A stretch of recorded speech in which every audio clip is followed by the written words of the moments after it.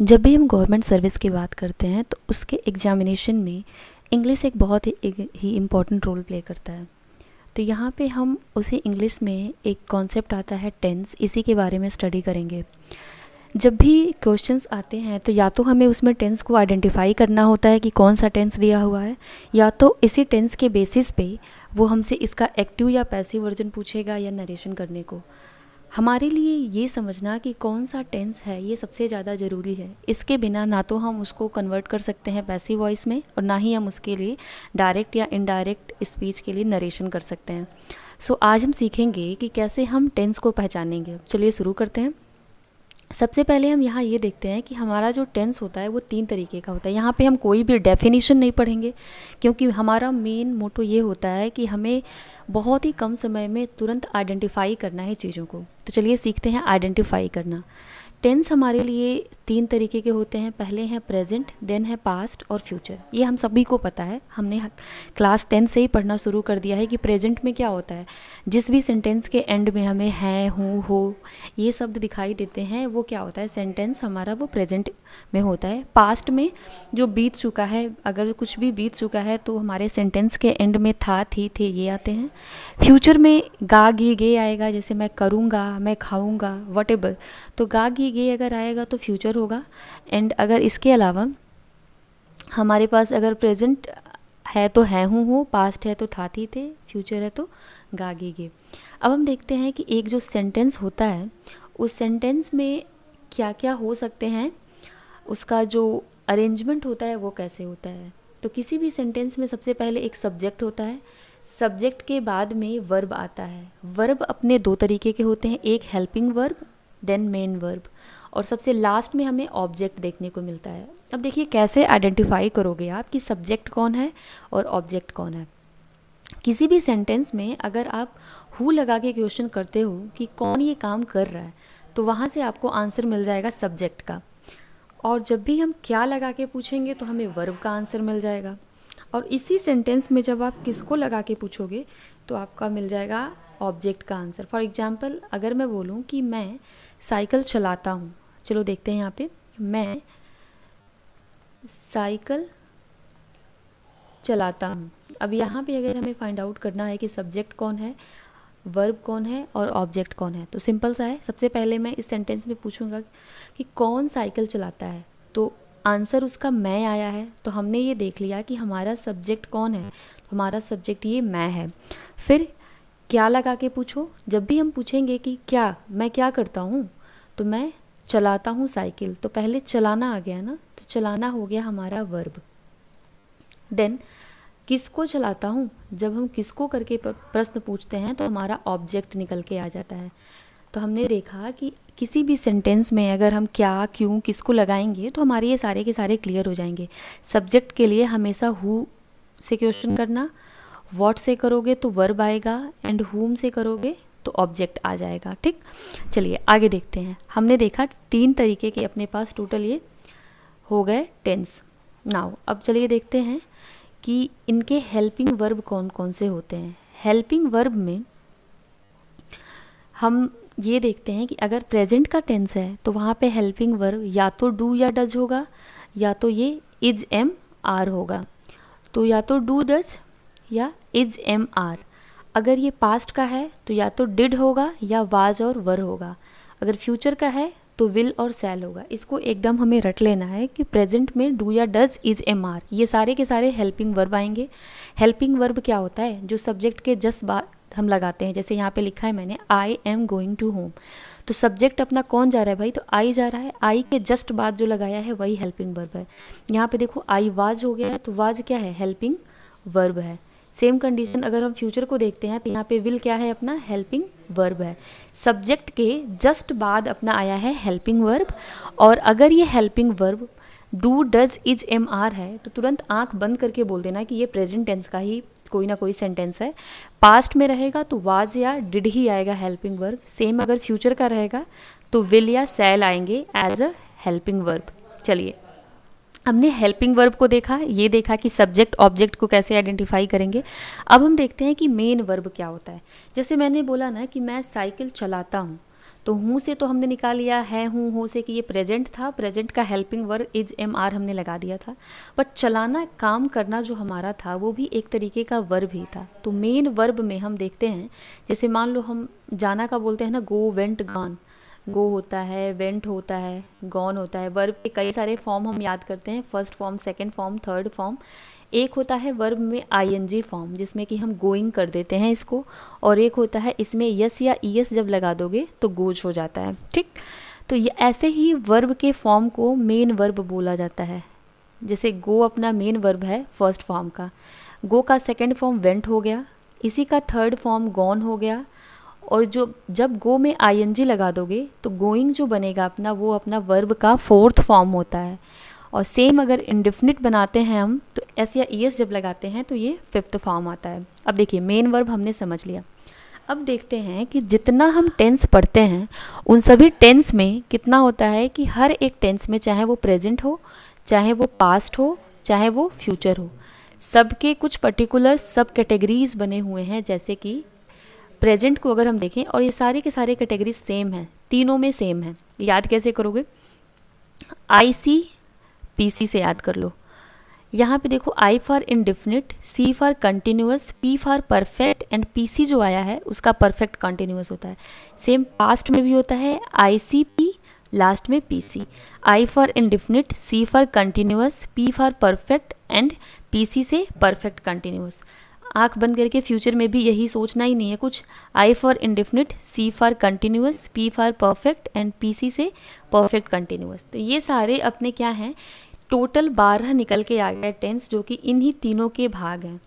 अभी तक हमने कैटेगरीज समझ लिया इन टेंस के कि प्रेजेंट में 4, पास्ट में 4 और फ्यूचर में 4। अब हमें ये समझना है कि ये तो हमें पता है कि जब हम हेल्पिंग वर्ब की बात करेंगे और अगर हमें डू, डज या फिर इज एम आर दिखेगा तो हम कर देंगे कि हाँ ये प्रेजेंट का ही एक सेंटेंस है। बट इन डू या डज के साथ कैसे हम जानेंगे कि ये इंडेफिनिट है या कंटिन्यूअस है या परफेक्ट है या परफेक्ट कंटिन्यूअस है? तो इसके लिए भी बहुत आसान सा एक तरीका है। जब भी एक हमको याद करना है एक नंबर जिसका नाम है 143, 143, इसी को याद कर लो, आपके सारे सेंटेंस तैयार हो जाएंगे। इंडेफिनिट में हमेशा आप जहाँ कहीं भी इंडेफिनिट देखो वहाँ पे V1 लगा दो। तो V1 का मतलब होता है V1, और V1 से होता है वर्ब का फर्स्ट फॉर्म। एक और तरीके से याद कर सकते हो, इंडेफिनिट में आई हम एक के जैसा लिखते हैं, दैट इज़ वाई जो V है उसके नीचे भी आई या फिर 1 लगा दो। तो वर्ब का फर्स्ट फॉर्म हमेशा यूज होगा कहाँ पे? जहाँ कहीं भी हमें इंडेफिनिट देखने को मिलेगा वहाँ पे वर्ब का फर्स्ट फॉर्म। मैं सबको ऐसे घेरे में कर देती हूँ जिससे आपको कभी ना भूले। अब देखो, एक वाला नंबर हमने यूज कर लिया 143 में, अब इसको मैं कट कर देती हूँ एक वाले को। अब बचा अपना 4। कंटिन्यूअस जहाँ कहीं भी आपको दिख रहा है, चाहे वो प्रेजेंट का हो, पास्ट का हो या फ्यूचर का हो, इस कंटिन्यूअस के साथ आप यूज करोगे हमेशा वर्ब का फोर्थ फॉर्म। अब देखो, ये कंटिन्यूअस या तो प्रेजेंट का होगा, या ये कहाँ का होगा, पास्ट का कंटिन्यूअस होगा, या फिर ये फ्यूचर का कंटिन्यूअस होगा। तो कंटिन्यूअस के साथ हमेशा वर्ब का फोर्थ फॉर्म यूज होता है। और वर्ब का फोर्थ फॉर्म क्या होता है कि उसी वर्ब में हम आईएनजी जोड़ देते हैं। अगर गो हमारा वर्ड है तो गोइंग होगा, और हमारा अगर ईट वर्ब है तो ईटिंग होगा। जो भी वर्ब है हमारा, हम उसमें आईएनजी जैसे जोड़ देंगे तो हमारा बन जाएगा कौन सा, वर्ब का फोर्थ फॉर्म। और हम जानते हैं कि वर्ब का फोर्थ फॉर्म हमेशा यूज होता है कंटिन्यूअस के साथ। ठीक है, अब हमारा बचा तीसरा है परफेक्ट, चाहे प्रेजेंट हो, पास्ट हो, फ्यूचर हो। ये सबसे इजी है क्योंकि यहाँ पे आपको कुछ नहीं करना है, सीधे जो वर्ब है उसका थर्ड फॉर्म यूज कर लेना है। वर्ब का थर्ड फॉर्म यूज करोगे आप कहाँ पे, जहाँ कहीं पे भी परफेक्ट दिखेगा आपको। ठीक, अब इस परफेक्ट में जब प्रेजेंट का परफेक्ट रहेगा तो इस वर्ब के थर्ड फॉर्म के साथ आपको यूज करना रहता है हैज या हैव। इनमें भी आपको पास्ट में सिर्फ आपको याद रखना है कि पास्ट में एक ही चीज़ यूज करना है हमको, हैड। और परफेक्ट में क्या यूज करना होता है, इसमें फ्यूचर वाले में हैव। ठीक, तो हमने क्या देखा कि अगर वर्ब का तीसरा फॉर्म हमको कहीं पे भी दिख जाएगा तो हम समझ जाएंगे कि वर्ब का तीसरा फॉर्म प्लस हैज या हैव है तो ये हमारा प्रेजेंट का है, और प्रेजेंट का ये कौन सा है, परफेक्ट है। तो याद कर लेना इससे। अगर ये हमारे पास्ट का रहेगा तो कुछ भी नहीं, वर्ब का थर्ड फॉर्म हैड दिखाई देगा, समझ जाएंगे कि हाँ ये पास्ट का है। फ्यूचर में हमारे वर्ब का थर्ड फॉर्म दिखाई देगा। समझ आया? चलिए अब हम आते हैं लास्ट वाला जिसका नाम है पीसी। पीसी प्रियंका चोपड़ा के लिए नहीं बल्कि ये परफेक्ट कंटिन्यूअस टेंस के लिए है। अब यहाँ पे परफेक्ट कंटिन्यूअस टेंस में कुछ नहीं करना है, कंटिन्यूअस है ना यहाँ पे, तो कंटिन्यूअस के लिए हम वर्ब का फोर्थ फॉर्म यूज करते हैं। ये हम सभी को पता है कि V4 तो आएगा ही आएगा। V4 का मतलब ING फॉर्म। तो ING के साथ अगर बीन लगा हुआ है, जैसे कि जहाँ कहीं भी वर्ब में ING और उसके सामने बीन लगा हुआ हो, तो हम समझ जाएंगे कि ये हमारा परफेक्ट कंटिन्यूअस का एक सेंटेंस है। तो अभी तक हमने क्या देखा कि अभी तक हमने ये समझा है कि अगर हमारे पास इंडेफिनिट है तो वहाँ पे वन आएगा, वर्ब का फर्स्ट फॉर्म। कंटिन्यूअस है तो वर्ब का फोर्थ फॉर्म आएगा। और अगर हमारे पास परफेक्ट है तो वर्ब का थर्ड फॉर्म आएगा। और अगर हमारे पास परफेक्ट कंटिन्यूअस है तो वर्ब का fourth form that is ING form के साथ बीन भी लगा रहेगा। समझ आया? इसीलिए मैंने आपको बोला था कि 1 4 3 ये नंबर आपको याद रखना है। अब ये जो नंबर है इंडेफिनिट के लिए ये है, इंडेफिनिट फोर्थ का मतलब ING का मतलब कंटिन्यूअस। परफेक्ट V3 से याद कर लेना, वर्ब का हमेशा थर्ड फॉर्म। और यहाँ पे V4 प्लस बीन। ये हमने देखा, ये जो ICP PC है वो सबके लिए यही सेम ही यूज होगा, चाहे वो प्रेजेंट का हो, चाहे वो पास्ट का हो, चाहे वो फ्यूचर का हो। अब हम कुछ एग्जाम्पल समझते हैं। चलिए ये दोनों हम लास्ट में पढ़ेंगे। अगर कहीं भी अब आप बोलोगे कि हमने V1 पढ़ा, V4 भी देख लिया, V3 भी देख लिया, मगर V2 और V5 नहीं देखा कि कहाँ पे ये यूज होता है वर्ब का सेकंड और फिफ्थ फॉर्म। जब भी आपको कहीं हेल्पिंग वर्ब ना दिखाई दे और हेल्पिंग वर्ब ना होने के साथ साथ वर्ब का सेकंड फॉर्म यूज हुआ हो, जैसे गो का वेंट था, तो आप समझना कि वो हमेशा इंडेफिनिट होगा, पास्ट का, और कुछ हो ही नहीं सकता। अगर विदाउट हेल्पिंग वर्ब हमें वर्ब का सेकंड फॉर्म देखने को मिले तो वो पास्ट इंडेफिनिट टेंस होगा। और अगर हमें विदाउट हेल्पिंग वर्ब का फिफ्थ फॉर्म देखने को मिल जाए तो उसको हम बोलते हैं प्रेजेंट इंडेफिनिट टेंस, जिसमें कि वर्ब में S या ES लगा होता है। फॉर एग्जाम्पल हमने गो से देखा। तो अभी तक हमने सारे के सारे टेंस को आइडेंटिफाई करना सीख लिया है। अब देखो यहाँ पे कुछ क्वेश्चन हम प्रैक्टिस करते हैं जिसके साथ हमारा ये कॉन्सेप्ट और ज़्यादा क्लियर हो जाएगा। देखो पहला सेंटेंस दिया है, we were not writing the letter. Identify करिए कि कौन सा ये टेंस है। अगर आपको ये पता करना है कि कौन सा टेंस है तो सबसे पहले तो हेल्पिंग वर्ब देखो, ये अपना सब्जेक्ट है ना, सब्जेक्ट के साथ में हेल्पिंग वर्ब आया है वर किस में आता है? हमने देखा था कि पास्ट में डिड या वाज या वर आते हैं। तो अभी तक हमने देख लिया कि ये 100% पास्ट टेंस है। अब अगर ये पास्ट टेंस है तो इसके साथ देखो कि मेन वर्ब की कौन सी फॉर्म आई है। ये नॉट वगैरह सब छोड़ दो, हमें मेन वर्ब दिखना है कि क्या कर रहा था, राइटिंग कर रहा है ना। तो राइटिंग में हम देख रहे हैं कि चौथा फॉर्म है ING फॉर्म आया है। और जैसे ही हमने देखा कि यहाँ पे ING फॉर्म आया है, हमने बोला कि ये पास्ट का कंटिन्यूअस टेंस है। कौन सा टेंस है? कंटिन्यूअस टेंस है।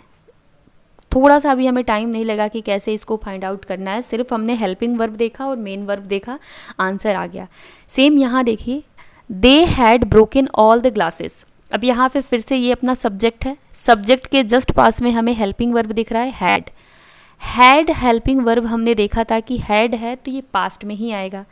क्यों पास्ट में आएगा? क्योंकि हम समझते हैं हैज़ या हैव प्रेजेंट में था और हैड अपना पास्ट में था, तो हम यहाँ पे लिख दें पास्ट।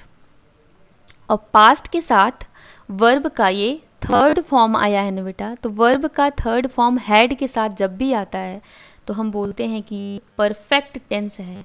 अब हमने तुरंत पता कर लिया कि ये हमारा पास्ट परफेक्ट टेंस है क्योंकि हमें हैड दिखाई दिया और वर्ब का थर्ड फॉर्म। सेम कंडीशन यहाँ पे देखिए, I have finished my work. कौन सा टेंस है इसके में? आई अपना सब्जेक्ट है, सब्जेक्ट के साथ हमने देखा हैव लगा हुआ है। हैव किसका है? प्रेजेंट का है। कर लें यहाँ पे प्रेजेंट कि ये प्रेजेंट टेंस ही होगा। इस प्रेजेंट टेंस के साथ में हमें दिखाई दे रहा है कि वर्ब का थर्ड फॉर्म लगा हुआ है, जैसे ही हमने देखा कि वर्ब का थर्ड फॉर्म है, ये हमने तुरंत सोच लिया कि और कोई सेंटेंस हो ही नहीं सकता है सिवाय परफेक्ट के, क्योंकि परफेक्ट में ही वर्ब का थर्ड फॉर्म लगता है। और हैज हैव से हमने क्लियर किया कि ये पास्ट है या प्रेजेंट है। नाउ यहाँ देखिए, have you played the piano since you were a child. आपको इसका मीनिंग पता है नहीं है, कोई फ़र्क नहीं पड़ता, आप इसका आंसर तुरंत कर सकते हो। यहाँ देखो, इसमें आपको इसका अर्थ निकालने की ज़रूरत नहीं है कि क्या है क्या नहीं, और ये भी सोचने की ज़रूरत नहीं है कि ये हमारा कौन सा सेंटेंस है, नेगेटिव है, अफर्मेटिव है या इंट्रोगेटिव है। सिर्फ देखो हैव दिया है ना, तो हमने देख लिया अगर हैव दिया है तो ये प्रेजेंट का कहीं ना कहीं ये प्रेजेंट का ही होगा। अब ये प्रेजेंट में कौन सा है, देख लिया हमने कि सब्जेक्ट के बाद में प्लेड है, प्लेड अपना थर्ड फॉर्म है। थर्ड फॉर्म जैसे आया तुरंत हमने परफेक्ट लगा दिया। कौन सा सेंटेंस निकला, ये प्रेजेंट परफेक्ट टेंस। बिल्कुल भी दिक्कत नहीं होगी आपको ऐसे एग्जामिनेशन हॉल में अगर आप ये टेक्निक लगा के वहाँ पे क्वेश्चन सॉल्व करोगे तो। यहाँ देखते हैं, सेंटेंस है she has sung a song in the classroom. कोई ज़रूरत नहीं है इसका मीनिंग निकालने का, सिर्फ देखो ये है अपना सब्जेक्ट, इस सब्जेक्ट के साथ में कौन सा अपना हेल्पिंग वर्ब लगा है, तो हैज लगा है। फिर से हमें पता चल गया हैज लगा है, जाहिर सी बात है प्रेजेंट का ही कोई ना कोई ये सेंटेंस है प्रेजेंट का। अब हमने देखा हैज के साथ ये जो मेन वर्ब है गाना गाना, संग, तो ये उसका थर्ड फॉर्म लगा है, और थर्ड फॉर्म का मतलब होता है परफेक्ट। हमने कर दिया कि ये अपना सेंटेंस है जो वो प्रेजेंट परफेक्ट का सेंटेंस है। क्यों? क्योंकि यहाँ पे हेल्पिंग वर्ब प्रेजेंट का है और मेन वर्ब थर्ड फॉर्म में है। नाउ नेक्स्ट क्वेश्चन देखते हैं, the army has attacked that city 2 times. इसका भी आपको मीनिंग निकालने की ज़रूरत नहीं है और ना ही पूरा सेंटेंस भी पढ़ने की नीड है। सिर्फ यहाँ देखो, आर्मी अपना सब्जेक्ट है, सब्जेक्ट के जस्ट पास में हेल्पिंग वर्ब कौन सा है, हैज लगा हुआ है। हैज है तो ये प्रेजेंट का ही होगा, हैड रहता तभी अपना होता पास्ट का। हैज के साथ में मेन वर्ब में थर्ड फॉर्म दिखाई दे रहा है, फिर से ये क्या हो गया, प्रेजेंट परफेक्ट। आज पूरे क्वेश्चन लग रहा है प्रेजेंट परफेक्ट के ही हैं। नाउ नेक्स्ट है, scientist have split the atom. बाकी बच्चे अगर कभी एग्जामिनेशन हॉल में लगेंगे रहेंगे तो ये इसका हिंदी में लगेंगे पूरा वो करने की क्या सेंटेंस के लास्ट में चुका है, चुकी है आ रहा है या क्या आ रहा है, देन इसको आइडेंटिफाई करेंगे। आपको कोई ज़रूरत नहीं है इसका हिंदी में ट्रांसलेशन करने का, सिर्फ देखिए कि यहाँ पे अपना जो सब्जेक्ट है, इस सब्जेक्ट के पास में जो अपना हेल्पिंग वर्ब लगा है, वो हेल्पिंग वर्ब कौन सा है, हेल्पिंग वर्ब अपना हैव है, एंड हैव प्रेजेंट में आता है। तो हमने देख लिया कि ये कोई ना कोई सेंटेंस प्रेजेंट का ही है। नाउ इस हैव के साथ में वर्ब का फिर से हमें थर्ड फॉर्म दिखाई दे रहा है। अब ये फिर से क्या हो गया, प्रेजेंट परफेक्ट टेंस हो गया। कोई भी इशू नहीं होगी इसको सॉल्व करने में, देखिए कितना आसानी से हो जा रहा है। नेक्स्ट अपना सेंटेंस है, यू ड्रॉप्ड योर पर्स। अब यहाँ पे देखो हमें कोई हेल्पिंग वर्ब नहीं दिखाई दे रहा है। अब याद करो, सीधे हमने 2 ऐसे वर्ब पढ़े थे, V2 और V5, जहाँ पे हेल्पिंग वर्ब कभी पाया नहीं जाता है। तो अगर हेल्पिंग वर्ब नहीं है और वर्ब अपना सेकंड फॉर्म में है ड्रॉप्ड, तो वो कौन सा सेंटेंस होता है, वो होता है पास्ट इंडेफिनिट। हमेशा होता है वो पास्ट इंडेफिनिट। हमने पढ़ा था लास्ट में नोट में कि अगर आपके पास हेल्पिंग वर्ब ना दिया हो और वर्ब का सेकंड फॉर्म हो तो वो हमेशा पास्ट इंडेफिनिट होगा, और विदाउट हेल्पिंग वर्ब अगर वर्ब में ईएस या एस लगा हो तो वो होगा हमेशा प्रेजेंट इंडेफिनिट। इसी तरीके से आप और भी क्वेश्चन प्रैक्टिस करिए, और आपको जो भी डाउट हो वो कमेंट सेक्शन में लिख के डालिए, जिससे कि मैं उसको आने वाली वीडियो में सॉल्व करके आपको दूँ। So that's all for today, thank you for watching.